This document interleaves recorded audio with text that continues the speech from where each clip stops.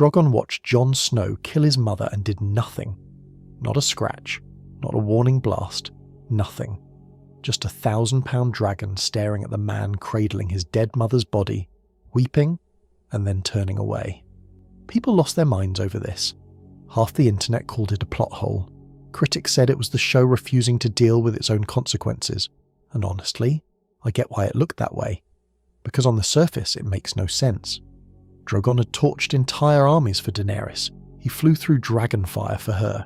He came back every single time she was in danger.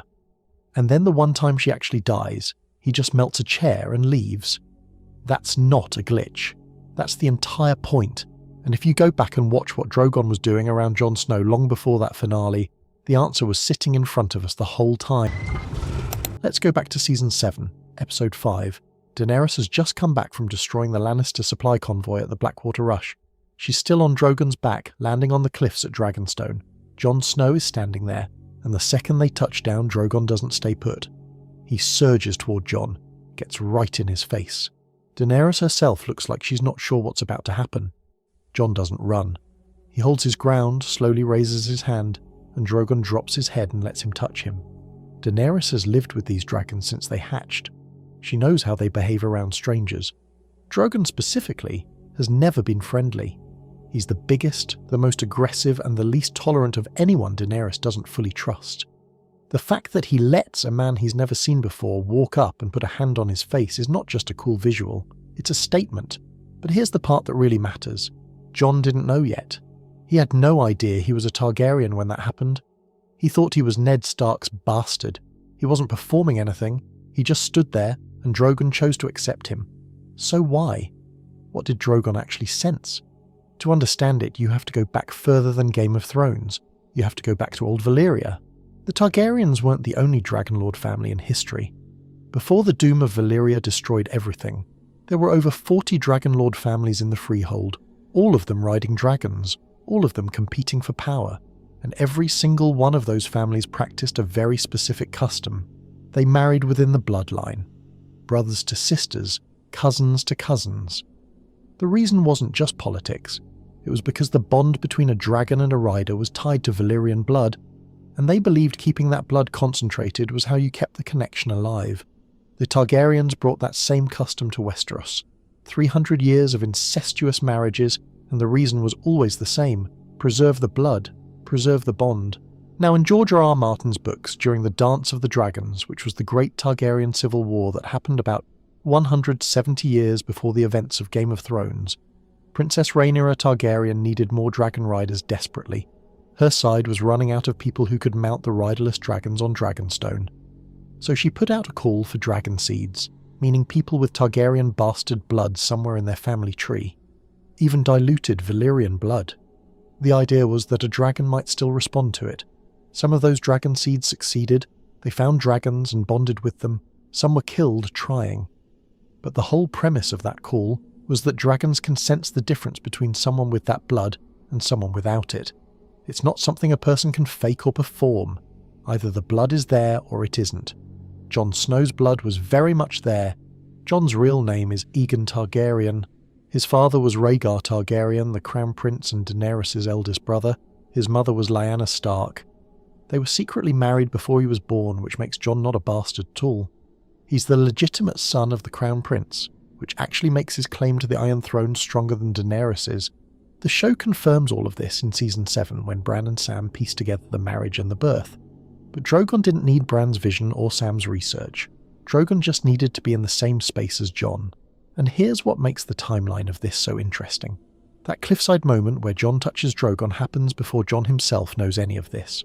Drogon reacts to Jon's blood before a single person in the story has acknowledged what that blood actually is. The dragon knew before the man did. A couple of episodes later, in Season 7, Episode 6, Beyond the Wall, Daenerys flies north of the Wall to rescue Jon and his group from the army of the dead. Everyone who's still alive climbs onto Drogon's back to escape. Jon is the only one who doesn't make it. And yes, part of that is because he was dragged into the frozen lake by wights right before she had to flee. But there's something else in the books worth noting. Daenerys herself reflects that no Targaryen rider has ever ridden two dragons. Drogon is her dragon. The show quietly honours that detail by never putting Jon on Drogon's back.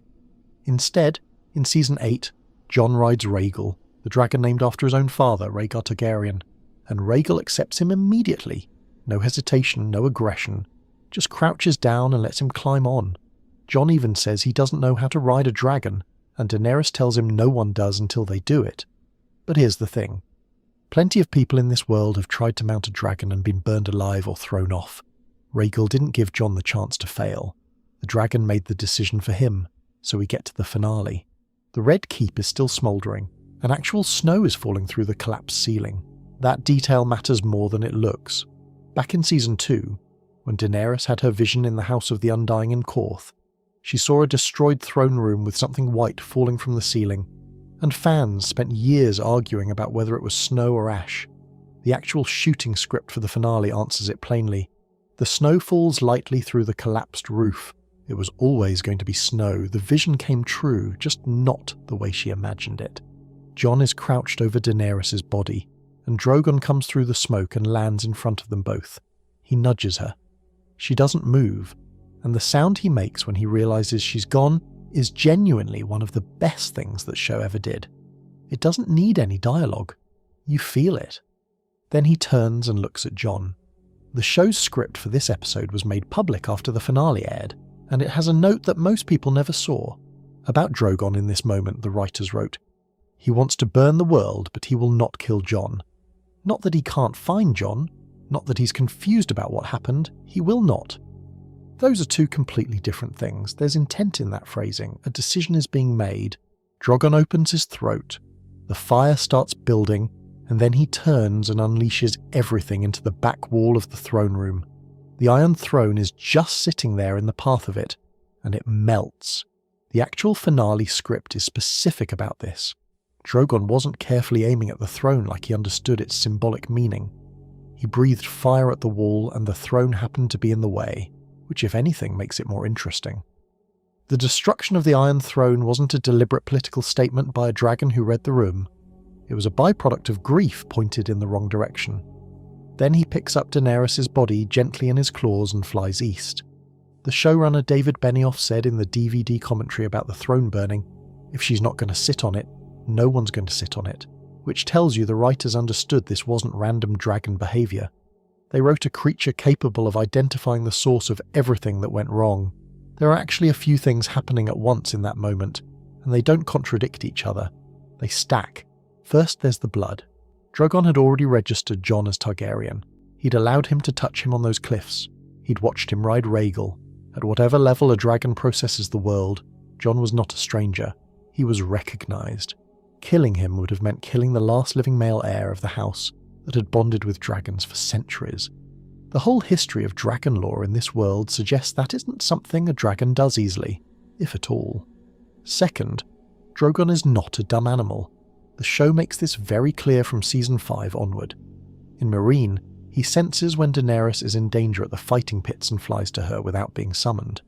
He understands her commands with real precision. He distinguishes between enemies and allies in the middle of a battle. A dragon with that level of awareness who watched her become something different from the person who hatched him. That dragon is capable of understanding that Jon didn't kill Daenerys for power. He killed her to stop something worse. Third, and maybe most painfully, Drogon might have known that the throne was the actual thing that destroyed her. Not Jon. The throne. Her obsession with it cost her Jorah, Missandei, 2 of her dragons, every ally she had, and eventually her own mind. The people who loved her dropped away one by one the closer she got to that chair. Burning it wasn't rage, it was a verdict. In A Dance with Dragons, the 5th book in the series, there's a detail Martin includes about the dragon rider bond that the show only hints at. He writes that a dragon might be able to sense when its rider is in distress or has died. Not that it will definitely know, but that there's some connection there that runs deeper than sight or sound. Drogon didn't happen to fly to the throne room at the right moment. He was pulled there. The same sensitivity that told him something was wrong with Daenerys is the same system that registered Jon Snow as someone belonging to the same blood, the same ancient line that first created the bond between dragons and the Dragon Lord families of Old Valyria. These aren't two separate things. They're the same thing operating in 2 directions.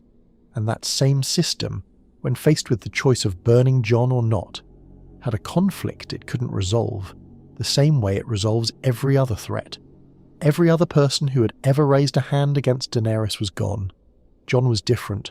Jon was blood of the blood, and so the fire went somewhere else. After Drogon flies east, the show mentions in the council scene that he's been spotted heading toward Volantis, one of the great free cities of Essos. It's brought up almost as an afterthought by Sam, something on a long list of problems for the new council to deal with, and then the conversation moves on. But Volantis is not a random destination. It sits at the mouth of the Rhoyne River and acts as a gateway east, toward the ruins of Old Valyria itself. Drogon had actually spent time around that region before, during the period when Daenerys was ruling in Meereen and Drogon had gone off on his own.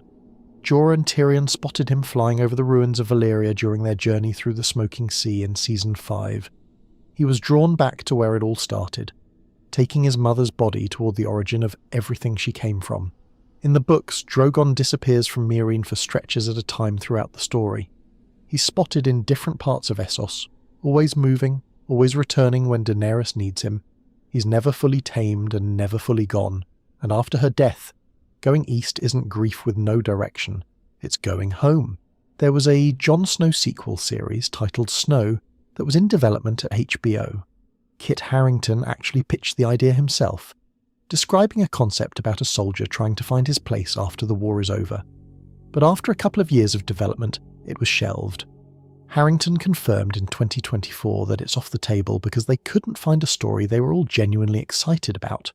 So whether Drogon and Jon ever find each other again, at least in live action, is an open question right now. But the fact that the spin-off got far enough to be taken seriously tells you something. Jon's story didn't feel finished. A Targaryen exiled north of the Wall, the last male heir of his house, and a dragon flying east toward the origin of that house. Those are two ends of the same thread. Drogon's choice in that throne room is one of the most argued over moments in the entire run of Game of Thrones, and I think it gets dismissed too quickly as a plot convenience because people expected a dragon to behave like an attack dog. Go after the person who hurt your owner. Done. But Drogon was never just an attack dog. He was the last living thing connected to a bloodline that had shaped the history of 2 continents. He'd spent 8 years growing alongside Daenerys, fighting her wars, carrying her to safety, watching her change, and when it ended he didn't choose violence. He chose to recognise something older than the moment he was standing in. Jon Snow stood in the ruins of the Red Keep and didn't burn. Not because the show forgot what Drogon was capable of, but because something in Drogon's blood or magic or whatever the Valyrians wove into the bond between their family and their dragons 300 years ago said, "This one is ours." The fire went into the throne instead. And honestly, for a show about what power does to people, there's no better ending for a dragon than destroying the thing that started all of it. If this breakdown changed how you see that scene, hit subscribe because there's a lot more in this world that the show buried under the surface. Drop in the comments what you think Drogon does next. Does he go back to Valyria? Does he find Jon eventually? We go deep on Game of Thrones lore every week, and there is a lot more where this came from.